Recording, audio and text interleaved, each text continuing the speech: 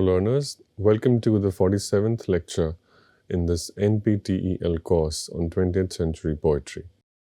We have been discussing the life and work of Elizabeth Bishop. I have given a brief biographical and cultural overview, and I have read through a very iconic poem, The Moose.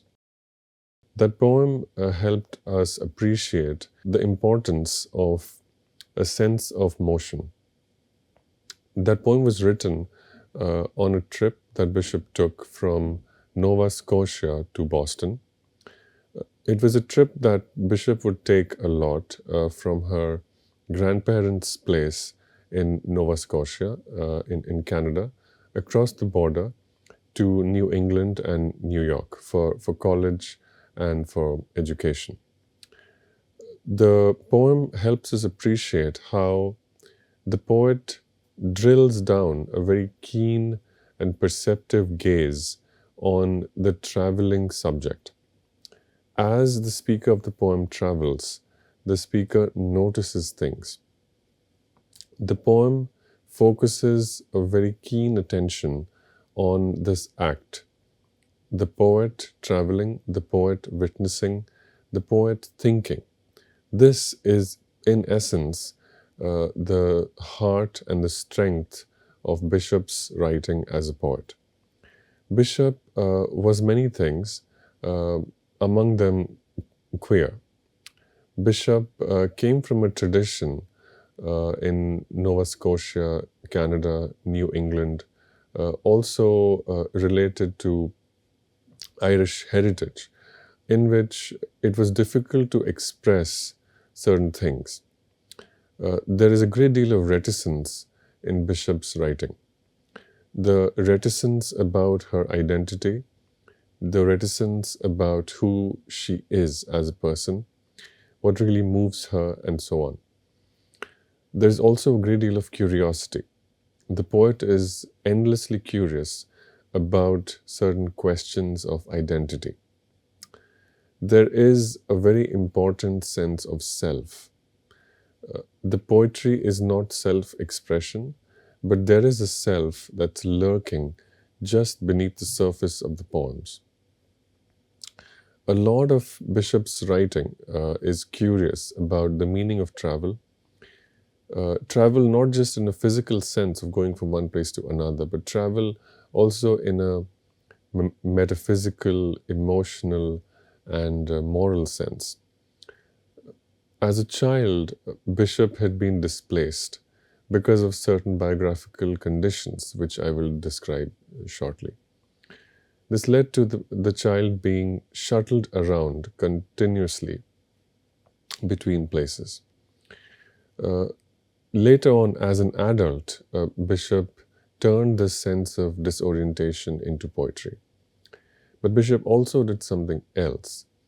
Bishop was also unsettled because of her identity as a queer.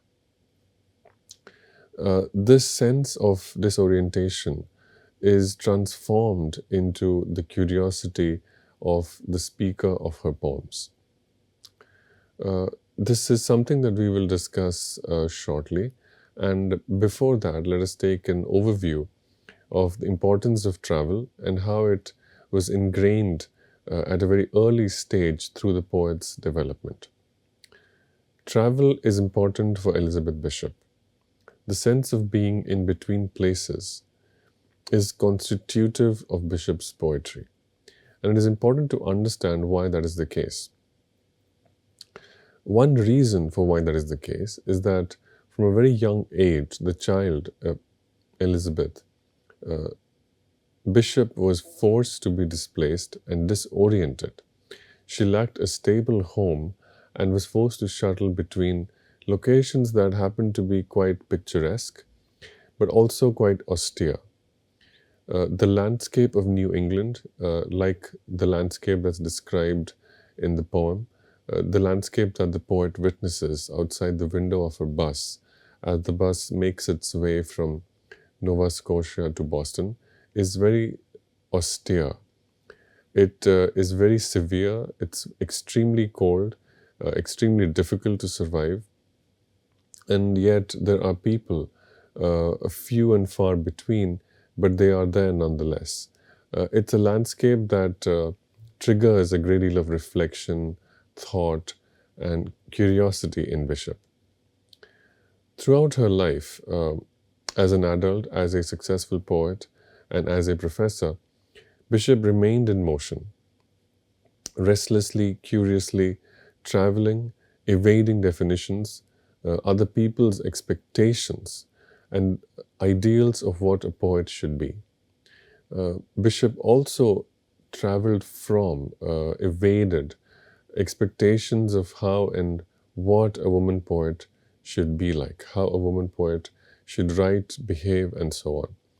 Now, this expectation of how a woman poet should write and behave, it was not simply a matter of resisting patriarchal expectations. It was also a matter of carving an identity for herself as a poet first and as a woman or feminist poet second.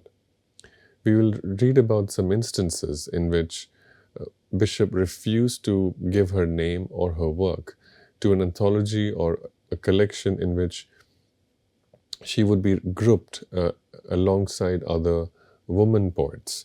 And this was something that Bishop refused on principle, because for Bishop, she was a poet first and the representative of a certain human or identity category second. Let us think a little bit about Bishop's indifference, or at least what appears to be indifference, towards the woman's question, especially its public dimensions. Bishop refused to consent to publication in anthologies that published women poets, or needed a poem by a woman poet to balance the gender representation in the collection. There were several instances in which editors wrote to Bishop requesting that she submit a poem or two, or offer her name to balance out the representation of a collection of poems. It so happened that a certain collection might be in danger of appearing too masculine or too male. And to balance it out, the editor wanted to include work of some women poets, and they requested Bishop to submit poems. On such occasions, Bishop refused. This can appear to be indifference, a sort of refusal to support a very important political and social cause, that is, the need to win recognition for women poets. However, it's possible to understand that it was not merely indifference on the part of Elizabeth Bishop. It's possible to read this refusal or such abstention more as a case of Bishop being a particular kind of a thinker, a mid-century aesthete, a person who had very strong ideas and opinions about aesthetics, a very pure notion of aesthetics, a dedication to craft, a dedication to the formal aspects of writing poetry. And these aspects, the art of writing poetry, the craft of writing poetry, attention to the history of poetic forms, these were the things that made Bishop a good poet in her view. And it was as an affront to these kinds of attention that Bishop saw the kind of focus on identity which she found in these requests. In this sense, Elizabeth Bishop was inspired by the writer Oscar Wilde, who in his preface to The Picture of Dorian Gray made perhaps the most famous statement about aesthetics in the history of English literature. At least in the modern era. There have been many definitions of aesthetics in the classical and the neoclassical, as well as in the early modern periods of English literature. But in the modern era, that is in the 18th, 19th centuries, Oscar Wilde's is a highly memorable and iconic also influential statement.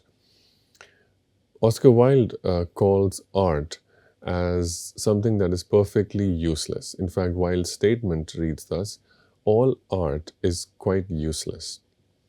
And the word useless appears in Elizabeth Bishop's own definition of art, which she calls perfectly useless. Bishop thought it better to be considered the 16th poet with no reference to my sex than one of four women, even if the other three are pretty good. So, this is a very important statement which helps us understand exactly how little Bishop cared for recognition if it was channeled through her identity as a particularly sexed kind of human being. So, Bishop in this statement is saying that she would rather be ranked number 16 in a larger community, in a larger group, than be ranked 4. Uh, with the difference being that she was 4th in the group of women poets and she might be 16th in a group of all poets with no reference to sex. So, this is an important distinction because for Bishop, it is the ranking or the accomplishment or the success or the acclaim that she finds as a poet without reference to sex which matters more. This accomplishment as a poet matters more than the accomplishment that might be recognized if she's seen as a woman poet. So, the indifference to gender is actually a sincere and pure dedication to the craft and the art and the professional demands of writing poems and being recognized as a successful poet. Now, it's important to think a little bit about Bishop's actual movements prior to the publication of her first volume, that is North and South. In the spring of 1946, which is the year when North and South was published, Bishop traveled north along the Atlantic coast from Key West to Nova Scotia. Bishop was literally on the move on the day North and South was published, returning south by bus to Boston. And this is the journey which would later become the setting for The Moose, which, as I've said, is among her most powerful poems. The image of the poet moving between places is not only appropriate, it is not only coincidental, but it is also the most powerful shaping influence on Bishop as a poet. Her journeys north and south show her actually living out the shifting geography of the book's title. Traveling in all its senses clearly lies at the heart of Bishop's art and life. Now, the travel which we have been tracking, which Bishop would undertake in a deliberate way as a matter of choice, which Bishop would choose to undertake later as an adult, was something she did not have much choice in when she was a child. And let us briefly understand the key biographical facts of Bishop's life, which are important for an understanding of her writing. Bishop's life prior to 1946 is full of similar journeys, north and south. Born in Worcester, Massachusetts in 1911, Bishop learnt what she would later call in a very memorable poem, and which we will read, a poem titled One Art. She described the art of losing. This phrase, the art of losing, might have emerged from the experiences Bishop had from her childhood, which forced her to learn the art of losing very early. And the art of traveling, which is also the title of a late poetry collection, Questions of Travel, the art of traveling was very deeply related to the art of losing. And both these things emerged from experiences early in Bishop's life. Bishop lost her father to Bright's disease when she was 8 months old, and soon after, she lost her mother to schizophrenia. Her mother did not die but was confined to an institution. So, at a very early age, at a very young age, as a young child, Bishop was without her parents. And in the year 1913, that is 2 years after her birth, she was taken in by her maternal grandparents in Great Village, Nova Scotia, Canada, where her mother also stayed between breakdowns. And when Bishop was only 5 years old, her mother was hospitalized permanently. That is, these nervous breakdowns became too intense and too frequent for her to be able to manage with visits. Bishop lived for a further 2 years in Great Village before being suddenly taken to live in New England again with her paternal grandparents. So, again, shifting from one set of grandparents to another, there's more travel. And what is this? What is the geographical direction of this travel? It is from Great Village, Nova Scotia, to New England, that is across the Canada border. She later remembered feeling as if she was being kidnapped. Of course, she's not being kidnapped. The only relationship, the only parallel between being kidnapped and these travels to her grandparents' houses is that she was asked to travel without being fully in control of the act of travel. Bishop attributed later in life, she would contract several addictions. She attributed her alcoholism, her asthma, and her constant search for home to the displacements and traumas of these first 7 years of her life. In 1934, Bishop lost her mother, who passed away, 16 years after the poet left Nova Scotia for the United States. Even though Bishop visited her maternal grandparents every summer, she never saw her mother again. Whether by choice or not, that part is uncertain. North and South does not reflect any of these events directly, though it is often a witness to their consequences. Its very title speaks of the two directions in which the poet moved as a child, propelled like a pinball between opposing sets of grandparents, north and south of the American-Canadian border. From her paternal relatives in New England, Bishop received an education. She went to Vassar College, a very old, prestigious, and reputed institution in upstate New York, where she studied music and English. And this is also the institution where her papers are held today. She received an education at Vassar College, and as well as financial independence well into the 60s. So this is something to note that Bishop was a fairly privileged, financially independent author, which gave her considerable freedom and the position from which to hone her art, to develop a poetic skill which was extremely refined, extremely carefully cultivated, and created by frequent revision.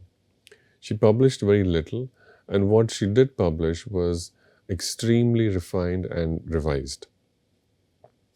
From her maternal parents in Great Village, Nova Scotia, she received the experiences, which were both tragic and restorative, which are central to an understanding of her poetry. Elizabeth Bishop called Nova Scotia the richest, saddest, and simplest landscape in the world. And those of you who will recall my reading of the Moose can easily connect this opinion with the kind of landscape that Bishop describes passing by the window of the bus. Her childhood in Nova Scotia and later on her poetry copied its various colors, contours, and folds, being rich, sad, and simple too. After graduating, Bishop lived in New York and traveled extensively across the world. Bishop spent time in France, Spain, Ireland, Italy, and North Africa. Her poetry is filled with descriptions of her journeys and the sights she saw. In the year 1938, she moved to Key West, Florida, where she wrote many of the poems that eventually were collected in her first volume, North and South. Key West, Florida, is an important location. It's a location where several American writers of the 20th century uh, moved to, partly as a way of wanting to escape the somewhat restrictive and constraining conditions of the mainland US. Even though New York was sort of the cultural and publishing center of America, and it might have been profitable for writers to stay in New York, several writers who did not quite agree with the prevailing political and cultural views of the mainland moved to islands like Key West in Florida. Uh, the key attraction of this set of islands in Florida was that it allowed writers some distance from the somewhat conservative and repressive views on politics as well as sexuality. Her second poetry collection was published uh, in the year 1955, and it was titled Poems, North and South, / a Cold Spring.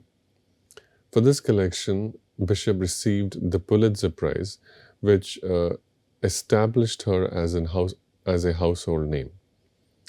In the year 1944, she left Key West, and for 14 years she lived in Brazil with her partner, the architect Lota de Mahedo Soares, in Petropolis. After Soares took her own life in 1967, Bishop spent less time in Brazil than in New York, San Francisco, and Massachusetts, where she took a teaching position at Harvard in the year 1970. In the same year, in 1970, Bishop received a National Book Award in Poetry for the publication of the complete poems.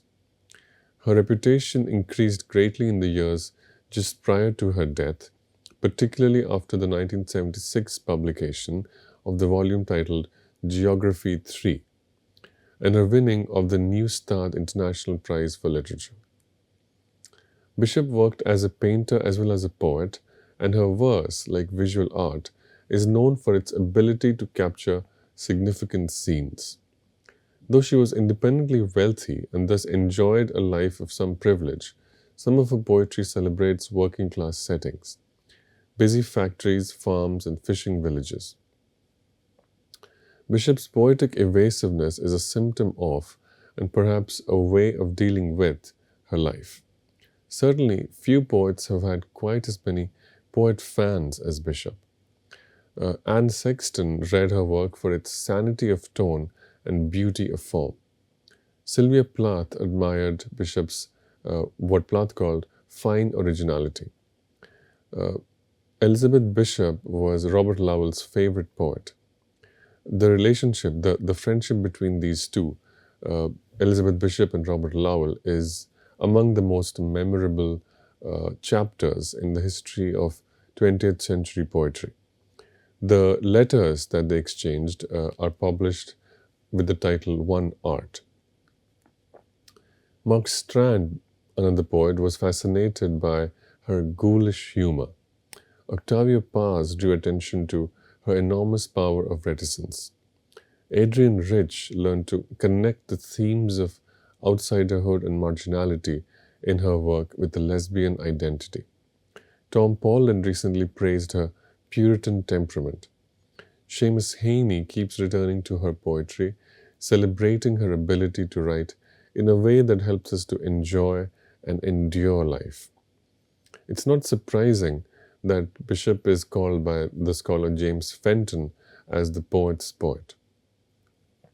So we see that several iconic and influential poets return to Bishop's work and find a sense of belonging and comfort in the writing of Elizabeth Bishop. Nonetheless, it is actually very difficult to pin down Elizabeth Bishop. She draws on several intellectual traditions, but she's not very well settled in any particular school or camp. She has a lot in common with the confessional poets because she writes poems that are connected to her personal life, but there is no easy way of connecting the dots between what the poems describe and what occurred in her life. Bishop is an awkward poet to pin down because she never really takes sides. She makes an entire aesthetic out of a refusal to settle down in any one place or with one set of views. Although she writes frequently about geography, she is not a geographical poet in the sense that Frost or Wordsworth are. The reference to Frost here is important. Uh, Alert learners will remember in this very course, in the early part of this course, I discussed Robert Frost's work, especially the poetry collection North of Boston. The titles of Robert Frost's first collection and Bishop's first collection, North and South, seem almost identical. They seem to have too much in common. And it might be forgiven if someone assumes that Bishop is inspired by Frost. But the poetry of these two writers couldn't be more different. Frost's North of Boston is a deep dive. It's a situated and immersive description of people and places in the north of Boston. Bishop is more fascinated not with any particular place, but the travel to the place and the travel from that place. So even though Bishop's first collection is titled North and South, it's not really about places in the north, like Nova Scotia, or places in the south, like Boston, but it is, or further down south, like Key West, or even further down south, like Brazil, or further down south in South America. It's not really the geographical south that Bishop is interested in. She's interested in the movement between places. What is the cost of movement? Why does someone move? Do they choose to move or are they forced to? And when someone is forced to move, do they learn different reasons for choosing to move? How then does someone embrace, appropriate travel? How does one belong in travel? These are questions. These are the thoughts that inspire Bishop's poetry. She is fascinated not by place itself, but by the movement between places. Questions of home, of place, and of travel are still preoccupying subjects in subsequent collections of prose and verse, particularly in her last and most intimate volume, Geography 3. Bishop is a poet who's in transit from artistic schools, sects, and political positions. She is in search not only of an aesthetic, but also of a way of writing safely about life's losses.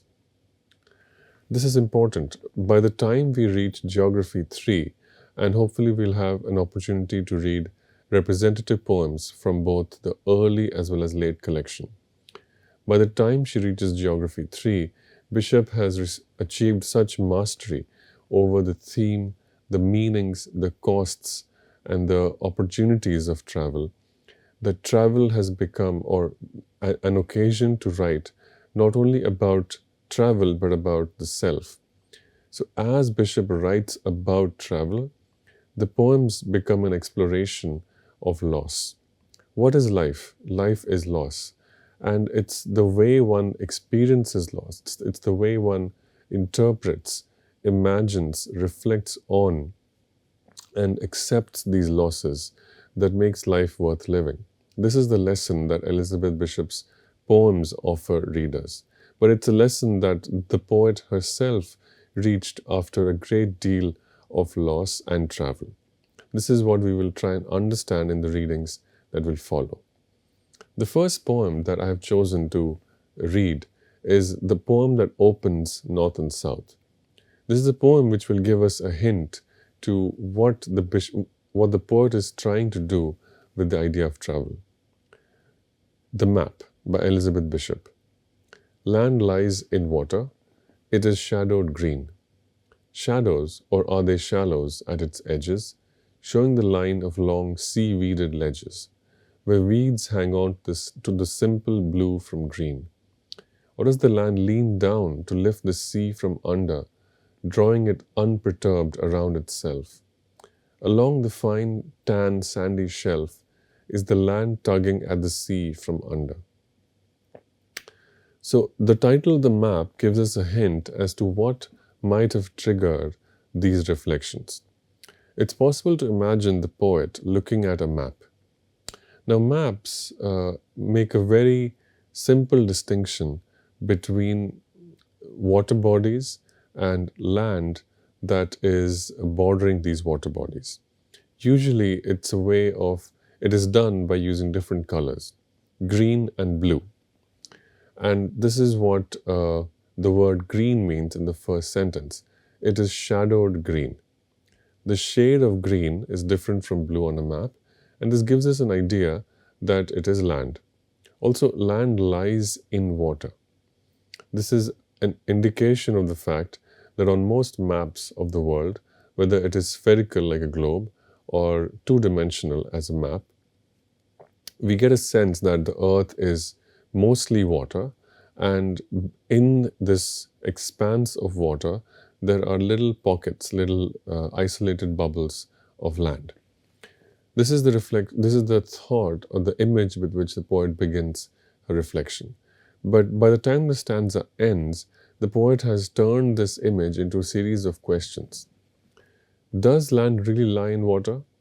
Or is there a different connection? Is the land tugging at the sea from under? Right? Meaning, is there a tussle? Right? Is the sea trying to submerge the land, and is the land trying to pull the sea under it? So, what kind of a tension is there? There is an ecological and geological aspect to this imagination, but the poet is not concerned so much with scientific accuracy. The poet is focused on staging this imagination. The poet wants readers to see how looking at a map can trigger these kinds of questions, this kind of a curiosity about what kind of a world are we living in? What are the forces that are shaping this world? I will stop here and continue this discussion of the poem in the next lecture. Thank you.